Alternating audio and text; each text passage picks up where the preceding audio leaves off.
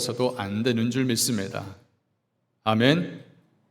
그래서 구원의 가치는 우리 인간이 갖고 있는 목숨의 가치보다 더 귀하고 소중하다고 우리는 분명히 기억해야 합니다.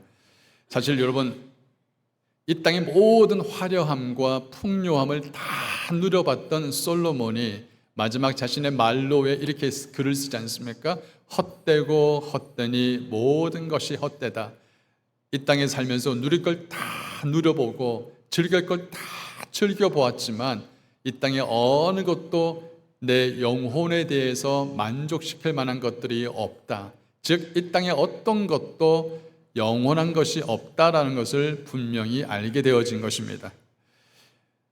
구원받은 것에 대해서는 감사를 하는데요, 사실 내가 받은 이 구원의 가치가 얼마나 큰 가치를 갖고 있느냐는 사실 잘 모르는 것 같습니다.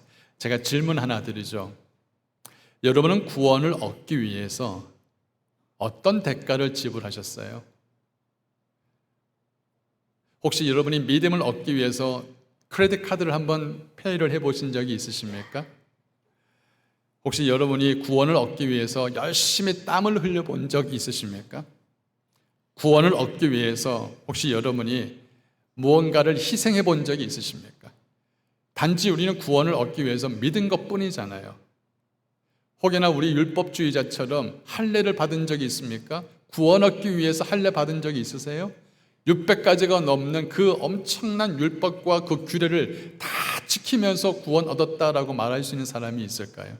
정작 우리가 구원을 얻기 위해서 한 게 너무 없어요.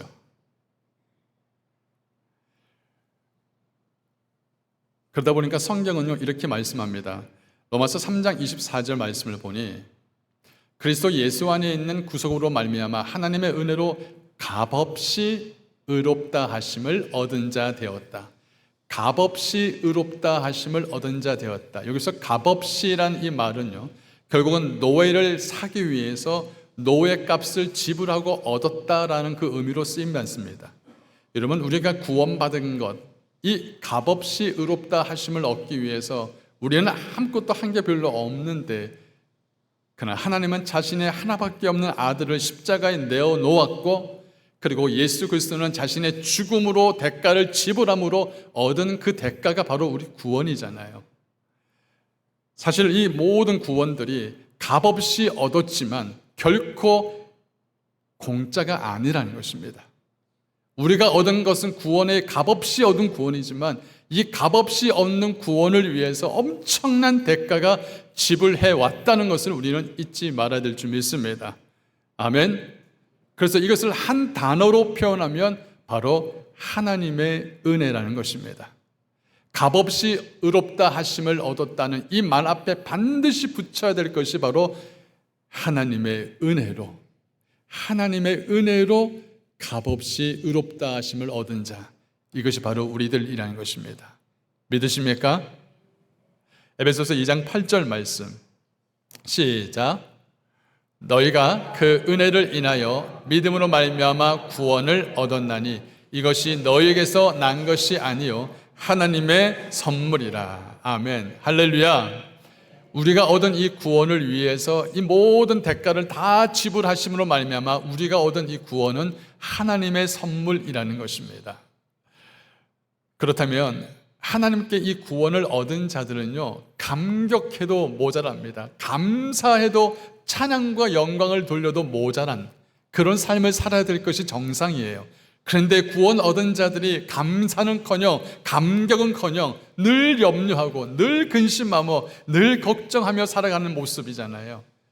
도대체 구원 얻은 그 가치가 얼마나 귀한가를 알면 알수록 야, 내가 받은 이 구원, 내가 얻은 이 구원이 어마어마한 가치를 지녔구나 라는 것을 분명히 깨닫고 인지한다면 조금 어려움이 와도 조금 시험이 와도 이겨나갈 수 있을 텐데, 그런데 정말 내가 하나님께 받은 이 구원의 가치를 정작 모르고 사니까 이 땅에 눈에 비치는 많은 문제들이 겹겹이 쌓여지는 문제들 앞에 다 압도되어지고 무너지는 인생을 사는 것 같아 보이는 것입니다.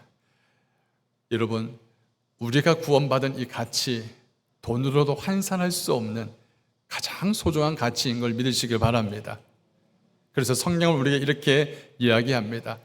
하나님의 나라의 백성들아, 이 너희가 받은 구원의 가치가 어마어마하기 때문에 이 땅에 살면서 어떻게 살아라라는 것을 알려주는 하나님의 뜻을 우리에게 알려줍니다. 데살로니가전서 5장 16절 18절 우리 큰 소리로 같이 읽읍시다. 항상 기뻐하라, 쉬지 말고 기도하라, 범사에 감사하라. 이것이 그리스도 예수 안에서 너희를 향하신 하나님의 뜻이니라. 아멘. 항상 기도하고 항상 기뻐하고 쉬지 말고 기도하고 범사에 감사하라. 와우, 이런 삶이 이루어지는 게 정말 구원받은 자의 삶의 모습이고 이것이 하나님의 뜻이라는 것입니다. 여러분, 이 말씀만 제대로 믿고 살아간다면 이 땅에 많은 어려움들을 이겨나갈 수 있는 힘이 생기는 거예요. 자, 그러면 구원받은 백성들이 이렇게 믿음으로 살아가고 구원받은 백성들이 하나님의 뜻대로 살려고 할 때 사단은 가만히 있느냐? 결코 그렇지 않습니다. 사단은 어떻게 해서든지 구원받은 자들의 그 모든 신앙을 무너뜨리려고 그렇게 발악을 하고 있는 거죠. 그래서 우리는 두 가지 싸움을 기억해야 합니다. 우리를 마귀의 종을 삼기 위해서 우리를 종노릇하게 끌고 가려는 자와 우리를 하나님 앞에서 자유롭게 할 수 있는 자의 싸움입니다. 우리를 구원을 뺏으려는 자와 구원을 지키는 자의 싸움인 거예요. 이 두 가지 큰 싸움을 우리는 볼 수 있어야 합니다. 여러분, 우리가 구원받은 이 구원을요, 내가 착한 일을 해서 아니면 열심히 봉사를 해서 많이 기도를 많이 해서 내가 받은 구원을 지킬 수 있는 거구나? 아니요, 절대 아닙니다. 내 힘으로, 내 능력으로, 실력으로 구원을 지킬 수 있는 사람 아무도 없습니다. 내가 만약에 내 힘으로, 내 노력으로 구원을 지킬 수 있는 것이었다면 아마 내 힘으로 구원을 살려고 했을 것입니다. 내 노력으로, 땀방울로, 내 지불한 돈으로 구원을 얻으려고 노력을 했을 겁니다.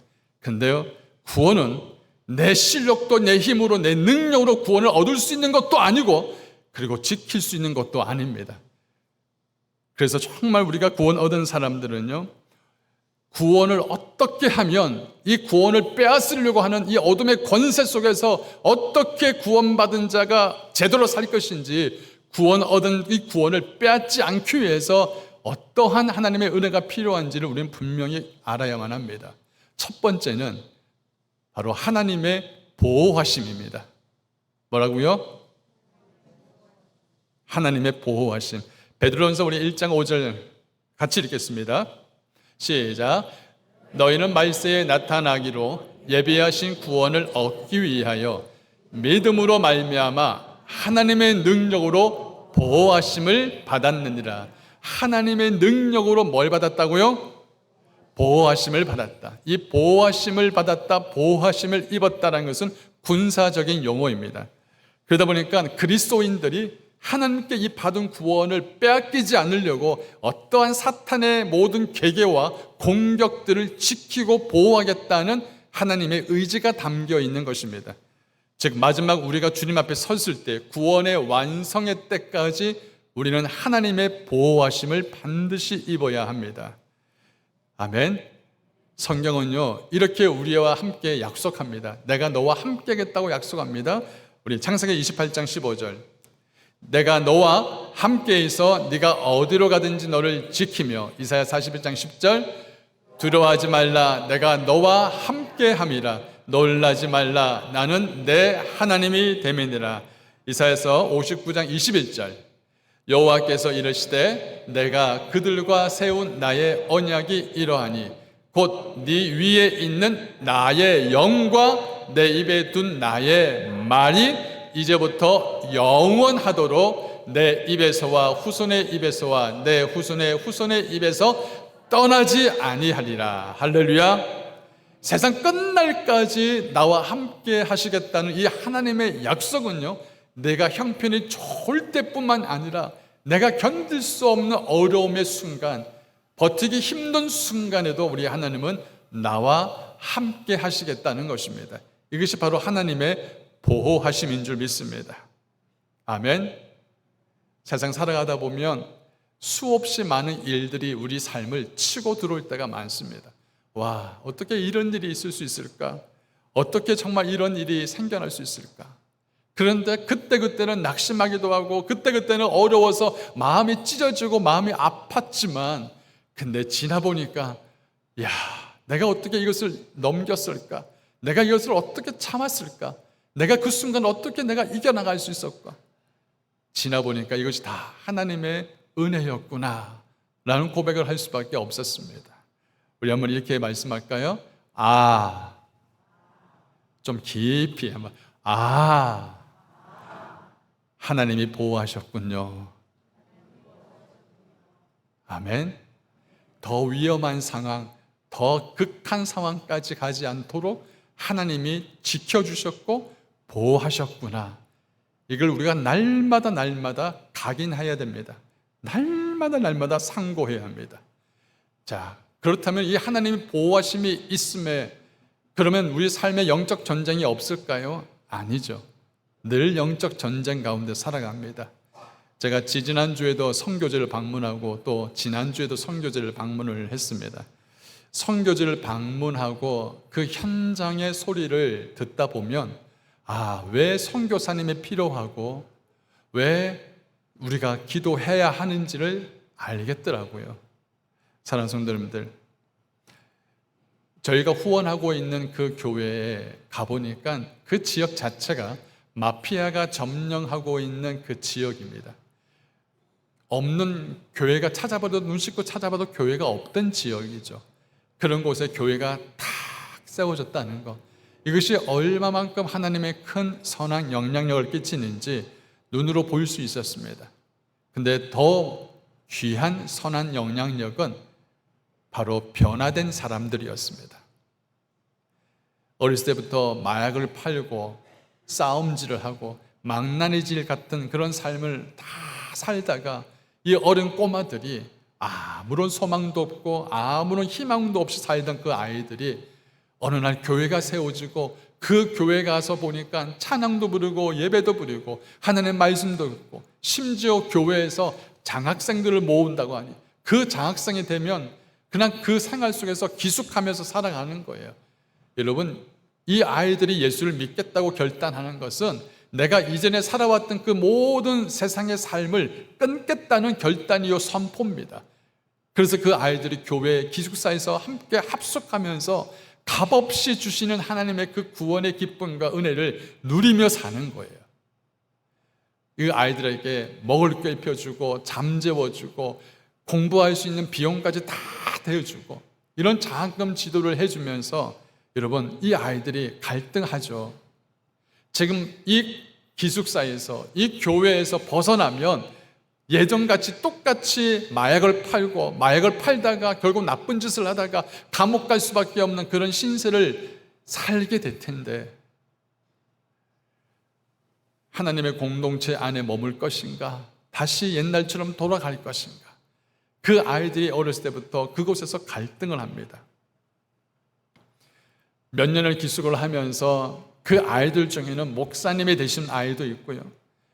그리고 치대에 들어가서 치과 의사가 되기 위해서 준비한 학생도 있고, 정부에 들어가서 정부 잡을 아이도 있고, 미용을 배워서 미용실을 또 차려줘서 미용실을 또 오픈하는 거예요. 이런 아름다운 선한 영향력을 볼 수 있었습니다. 그런데 이런 아름다운 변화들만 있는 것이 아니었어요.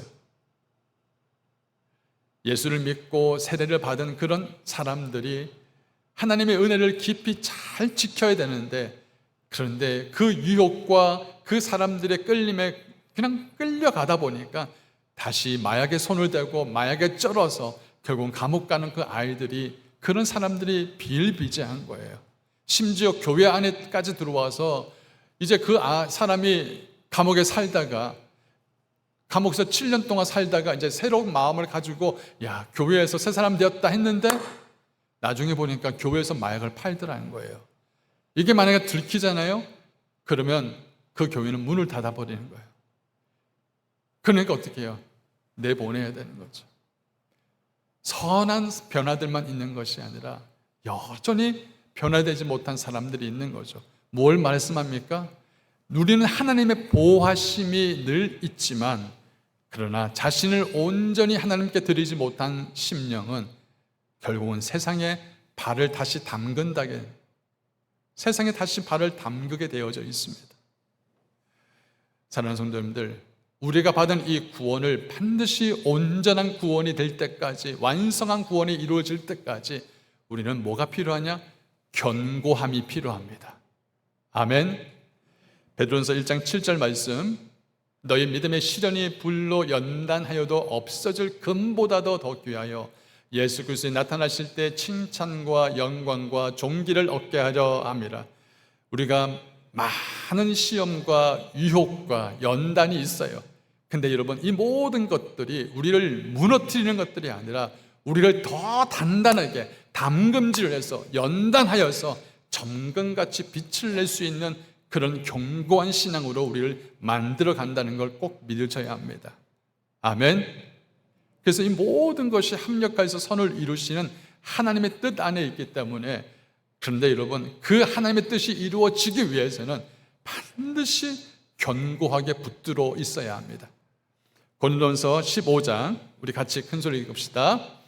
우리 주 예수 그리스도로 말미암아 우리에게 이김을 주시는 하나님께 감사하노니, 그러므로 내 사랑하는 형제들아, 견고하며 흔들리지 말며 항상 주의 일에 더욱 힘쓰는 자들이 되라. 이는 너희 수고가 주 안에서 헛되지 않은 줄을 알미니라. 아멘. 여러분, 파도가 밀려올 때 우리가 그 거친 파도를 맞서 싸우겠어요? 바람이 심하게 불 때 내가 맞바람을 만들어서 바람과 싸우겠어요? 아니잖아요. 파도가 밀려올 때 그 파도에 휩쓸리지 않기 위해서 뭔가를 붙들어야 되는 거고, 바람이 막 불 때 넘어가지 않기 위해서 무언가를 강하게 붙들어야 되는 거예요. 파도와 바람을 잠잠케 하시는 분은 하나님이시지만, 이 땅에 사는 우리들은, 구원받은 자들은 바로 영원한 반석 되신 그 하나님을 강하게 붙들어낼 줄 믿습니다. 아멘. 우리가 받은 이 구원, 도둑맞지 않기 위해서라도 내가 이 땅에 살아가면서 내가 받은 이 값없이 주신 그 은혜와 그 구원을 붙들어낼 수 있는 하나님의 약속을 우리는 강력하게 붙들어낼 줄 믿습니다. 예수 믿으면 천국 간다고 했는데, 하나님 믿으면 잘 된다고 했는데, 그죠? 교회 가면 축복받는다고 했는데, 근데 예수 믿고 하나님 믿고 생활하다 보니 시험이 너무 많아. 시험이 많은 이유가 뭘까요? 시험 없는 사람 없잖아요. 연단 없는 사람 없습니다. 근데 그 시험이 많은 이유 중에 하나가 우리가 하나님 한 분만을, 그분 한 분만을 붙들지 않기 때문이에요.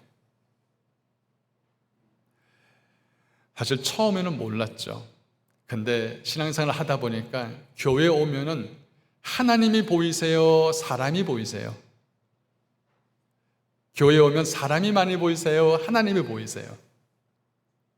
교회에 오면 사람의 소리가 들려요? 하나님의 소리가 더 들립니까? 뭐가 잘 들리죠? 예, 그건 어쩔 수 없는 거죠. 우리가 하나님의 나라의 공동체 안에 살지만, 그러나 사람은요, 늘 보이는 것과 눈에 보이는 것과 들리는 것에 영향을 받을 수밖에 없는 존재들입니다. 그렇다고 안 볼 거 다 안 보기 위해서 눈을 감고 귀를 닫아버리면서 그렇게 신앙생활 할 수 있을까요? 안 그렇죠. 눈에 보이는 것도 귀에 들리는 것도 다 보이고 들려도 내 마음이 요동치 않도록 심지가 견고하게, 더 단단하게 내가 하나님 말씀과 은혜 안에 붙들려 있어야 돼요. 저는 부정적인 말하는 사람을 저는 좋아하지 않습니다. 심지어 저희 사모한테도 어떤 사람에 대해서도 절대 부정적인 이야기를 하지 않게 합니다. 왜죠? 부정적인 말은 전염됩니다. 그래서 여러분, 믿는 그리스도인들 정말 입수꾼에 파수꾼을 세워야 합니다. 그래서 여러분, 성경은 너를 축복하는 자에게 축복하지만 너를 저주하는 자에게는 저주한다고 그래요. 그래서 우리 믿는 그리스도인들은, 특별히 구원받는 그리스도인들은 정말 하나님 앞에 오히려 칭찬하고 축복하고 격려하는 통로로 우리가 쓰임받기를 원합니다. 아멘. 하나님 말씀과 하나님 앞에서 뿌리박은 그리스도인들은요 절대 뽑히지가 않습니다. 이사야서 26장 3절 4절 시작. 주께서 심지가 견고한 자를 평강하고 평강하도록 지키시리니 이는 그가 주를 신뢰함이니이다. 너희는 여호와를 영원히 신뢰하라. 주 여호와는 영원한 반석이심이로다. 시편 62편 우리 같이 5절 시작. 나의 영혼아 잠잠히 하나님만 바라라. 무릇 나의 소망이 그로부터 나오는도다. 오직 그만이 나의 반석이시요 나의 구원이시요 나의 요새시니 내가 흔들리지 아니하리로다. 아멘. 할렐루야. 예수 그리스도의 그분의 반석 위에 깊이 뿌리박은 그 영혼들은 절대로 뽑히지 않을 뿐 아니라 요동치 않는 삶을 살 줄 믿습니다. 아멘. 우리가 잠시 겪는 시험으로 근심할 수 있어요. 아유, 내게 어떤 일이 일어날 수 있을까?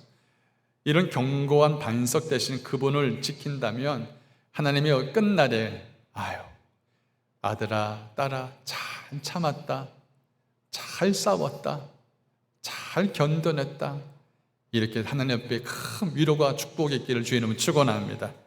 아멘. 하나님의 붙드심과 보호하심이 있어야 되고요, 하나님의 그 은혜의 약속에 견고하게 붙들려 있어야 되고, 세 번째는 바로 깨어 있어야 합니다.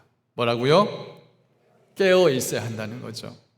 베드로전서 1장 13절 그러므로 너희 마음에 허리를 동이고 근신하여 그리스도께서 나타나실 때에 너희에게 가져다 주실 은혜를 온전히 바랄지어다.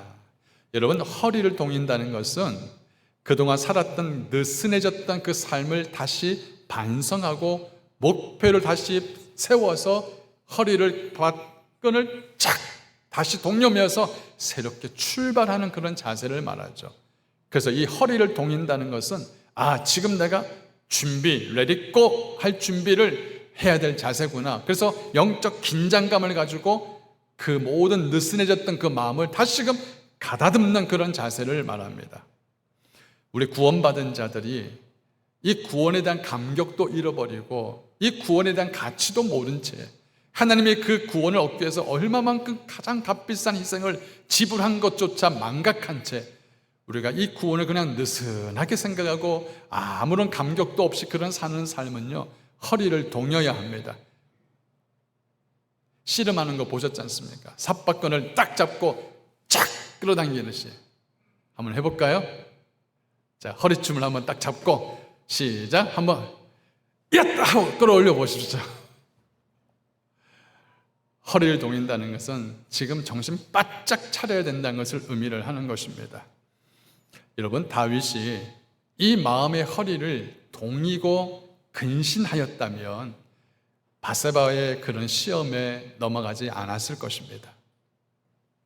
결국 이 다윗은 가장 잘 나갈 때 그때 그 순간에 허리가 느슨해져 버린 거예요. 자, 성경 말씀을 보면 사무엘하 11장 1절 2절 그해 돌아봐 왕들이 출전할 때가 되매, 자, 왕들이 출전할 때는 거의 봄 시절입니다. 봄 때 되면 날씨가 좋잖아요. 그때 대부분의 왕들이 이제 싸울 준비를 하고 결집하여서 싸울 때가 바로 이 봄철 시대거든요. 그때 다윗이 요압과 그에게 있는 그의 부하들과 온 이스라엘 군대를 보냅니다. 그들이 암몬 자손과 멸하여 랍바를 에워쌌고 다윗은 예루살렘에 그대로 있더라. 보통 다윗은 전장에서 제일 앞선에서 싸우는 왕이었어요. 근데 그 다윗이 지금 사무엘하 10장까지는요 블레셋과 싸워서 이겼고요, 암몬 연합군과 싸워서 이겼고요, 가는 곳곳마다 여러분 늘 승전가를 외쳤던 그런 군대였습니다. 그 앞에서 제일 앞에 싸웠던 것이 바로 다윗 왕이었습니다. 그러다 보니까 하나님께서 그 나라를 견고하게 해주는 그런 때였었습니다. 근데 아직까지 암몬과의 전쟁이 있었어요. 근데 자기 군대 부하들은 다 전장에 내보내고 그 전에 다윗 땅의 모습과는 전혀 다른 거죠. 자기는 예루살렘의 다윗성에 그대로 있어요. 자, 그 다음 구절 보시면 저녁 때에 다윗이 그의 침상에서 일어나 왕궁 옥상에 거닐다가, 참 희한해요. 일이 일어나려면 반드시 일어나요. 왜 안 올라가는 옥상에 또 올라가가지고 이 괜히 보지 않아야 될 것을 그냥 봐가지고 이런 사단을 냅니다. 옥상에 올라간 적이 없었어요. 근데 옥상에 올라 거닐다가 그곳을 보니 한 여인이 그것도 목욕하는 걸 보고 있는 거예요.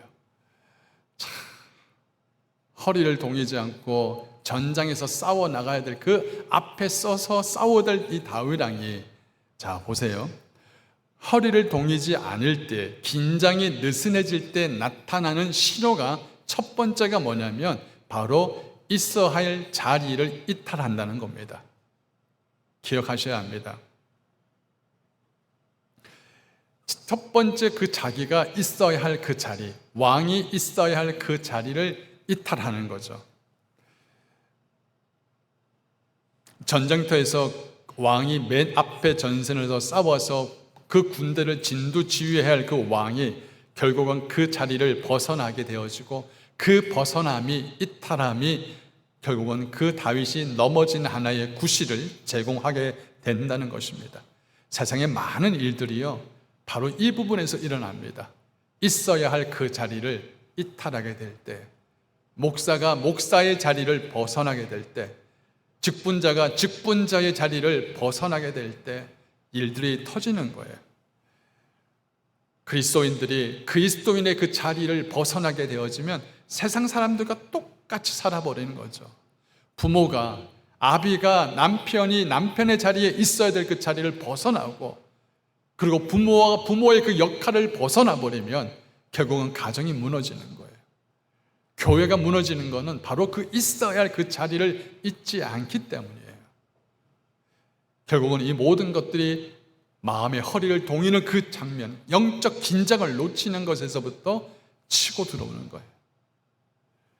결국은 우리가 받은 이 구원도 사단은 가만히 내버려 두지 않는 거죠. 침이 있는가 없는가를 자세히 보다가, 그렇지, 저 사람은 저게 약하지 라고 하면서 그 약한 부분을 그냥 집요하게 집중합니다. 허리를 딱 동여 메어서 정신 바짝 차리면 마귀의 술수와 괴계를 분별할 수 있는데, 근데 느슨해져 버리면, 경계를 잃어버리면 언제 마귀가 쳐들어오는지 모르고 당합니다. 그래서 성경 우리에게 말씀하죠. 마태복음 26장 41절 시작. 시험에 들지 않게 깨어 기도하라. 마음에는 원이로되 육신이 약하도다 하시고, 베드로전서 5장 8절 근신하라 깨어라 너희 대적 마귀가 우는 사자같이 두루 다니며 삼킬 자를 찾느니라. 아멘. 여러분, 이 베드로전서가 쓰여진 그때는 바로 이 베드로가 이 서신을 쓰고 흩어져 있는 많은 그리스도인들에게 이 서신을 쓰게 된 겁니다. 예수를 믿는다는 그 믿음 때문에, 특히 AD 770년대 로마 티투스 장군이 예루살렘을 포위를 하죠. 수개월 동안 예루살렘을 포위하고 완전히 모든 공급되는 물자를 다 끊어버립니다. 그래서 그곳에서 철저하게 무너지죠. 예루살렘이 다 화폐되어지고 무너져서 이제 그 예수를 믿는 그 신앙만을 붙들고서 결국은 다 흩어져 버립니다. 흩어진 사람들이 하나님을 그 있는 그 마음, 하나님을 끝까지 붙들고 싶은 그 마음, 그 하나만 가지고 결국은 다 흩어져 삽니다. 그래서 베드로가 서신을 보낼 때 너희 흩어진 나그네 같은 인생들아 라고 말합니다. 신앙 하나만을 붙들고 비록 자기 땅과 삶의 터전은 다 잃어버려도 우리는 하나님의 나라의 백성으로서 하나님의 나라의 그 땅을 이루기 위해서 비록 그 몸은 흩어져 있어도 디아스포라 같이 흩어진 삶을 살아도 너희는 하나님의 나라를 이루는 백성들이다. 비록 너희는 흩어져 있는 나그네 같은 인생이지만 결국 우리의 참 백성의 신분은 하나님의 나라다라는 것을 알려주면서 결국은 너희가 나그네로 있을 때에 두려움으로 구원을 잘 지켜라라고 경고하고 격려하는 메시지가 이 베드로전서의 말씀이에요. 베드로전서 1장 17절 같이 읽읍시다. 시작. 17절 외모로 보시지 않고 각 사람의 행위대로 심판하신 이를 너희가 아버지라 부른즉 너희가 나그네로 있을 때로 두려움으로 지내라. 아멘. 여러분, 우리는 언젠간 떠나가야 할 나그네 같은 인생입니다.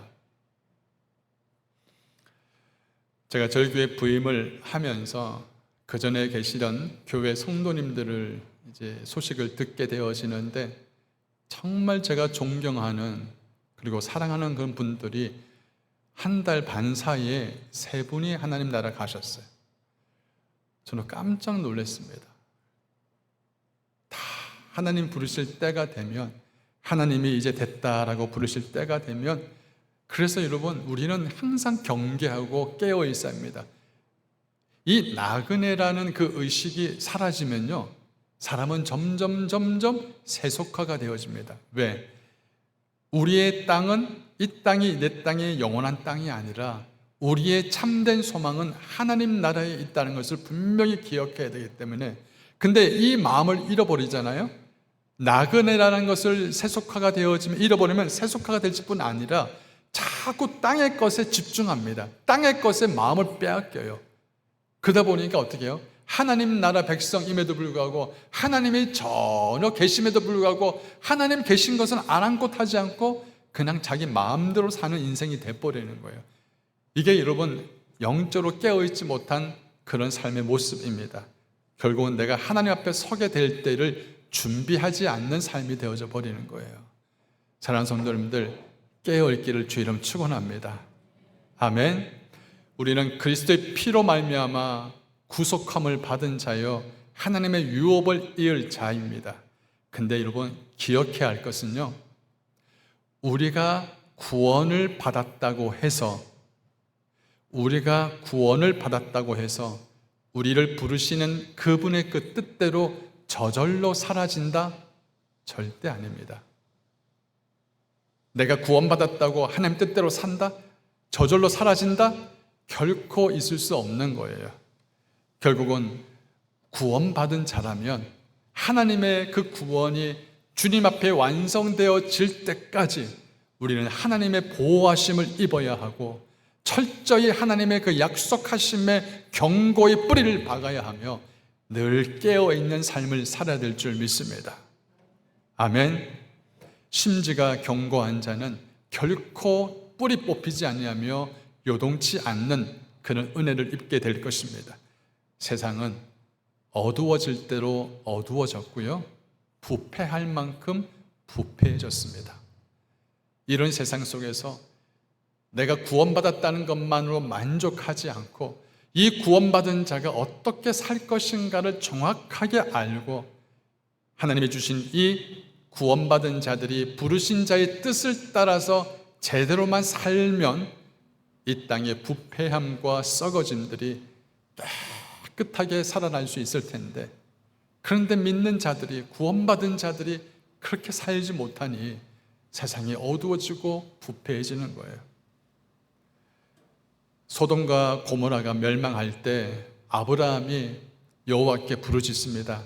하나님, 이 땅을 멸하시려면 의인 50명만 있어도 내가 그 땅을 멸하지 않겠다고 약속하셨거든요.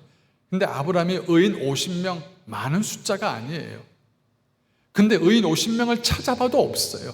45명을 찾아봐도 없고요, 40명, 30명, 20명, 심지어 10명, 그 하나님의 뜻대로 사는 10명이 없어서 결국은 그 큰 도시가 한 방에 다 무너져 버렸어요. 그 기준점을 우리에게 똑같이 적용할지는 모르겠습니다만, 근데 아마도 그렇지 않을 거예요. 왜? 그때는 교회도 없었고 목회자도 선교사도 주의 종도 직분자도 없었어요. 하나님 뜻대로 살려고 하는 몸부림찬들도 없었어요. 근데 지금은 어떻습니까? 그런 사람들이 많음에도 불구하고 지금이 소돔과 고모라 같은 삶이라면 이건 뭔가 문제가 있는 거잖아요. 세상이 끝이 왔다는 증거이기도 하고요, 이제 곧 주님 오신다는 증거이기도 합니다. 그래서 정말 하나님께서 어떤 한계점을 내놓으실지 저는 몰라요. 의인 10명을 찾을지 아니면 몇 명을 찾을지는 모르지만 제가 아는 건 딱 한 가지입니다. 하나님이 우리에게 제시하는 그 한계점은 바로 거룩함입니다. 베드로전서 1장 14절 15절 같이 읽읍시다. 너희가 순종하는 자식처럼 전에 알지 못할 때에 따르던 너희 사역을 본받지 말고 오직 너희를 부르신 거룩한 이처럼 너희도 모든 행실에 거룩한 자가 되라. 데살로니가서 4장 3절 시작. 하나님의 뜻은 이것이니 너희의 거룩함이라. 하나님이 우리를 부르심은 부정하게 하심이 아니요 거룩하게 하심이니. 할렐루야. 하나님의 뜻은 거창한데 화려한 데 있지 않았습니다. 멀리 있는 것도 아니고요. 하나님의 뜻은 가장 가까운 곳에, 가장 깊은 곳에 있습니다. 우리가 내 힘으로 거룩하게 살려고 몸부림치는 시도를 많이 해봤을 거예요. 근데 되던가요? 안 되죠. 그럼에도 불구하고 이를 악물고 허리를 동여매고 이런 나를 넘어뜨리고는 수없이 많은 연단과 시험과 유혹과 맞서 싸우는데 어디까지 피 흘리면서까지 죄와 싸울 수 있는 그런 자를 찾고 있다는 것입니다. 저는 우리 성도님들이 바람이 불면 부는 대로, 시험이 오는 대로는 시험이 오는 대로 그렇게 휩쓸려가고 휘둘려가는 그런 약한 성도가 아니라 하나님 약속과 말씀 앞에 영원한 반석 되신 하나님 앞에 깊이 뿌리를 박아서 요동치 않을 뿐 아니라 연약하고 부족한 사람들을 온전케 세워줄 수 있는 그런 거룩한 울타리가 되어주시기를 주의 이름으로 축원합니다. 주님이 찾으시는 성도가 되길 바랍니다. 내가 받은 구원 너무너무 귀합니다. 이 구원을 헛되이 여기지 않고 이 받은 구원 감사하면서 남은 평생 나를 부르신 그분의 그 뜻을 쫓아 내가 나그네로 살고 있다는 걸 깨닫고 남은 평생 하나님의 그 부르심을 따라서 거룩한 자의 삶을 살아가는 저와 여러분 되시기를 주의 이름으로 축원합니다. 같이 기도할까요?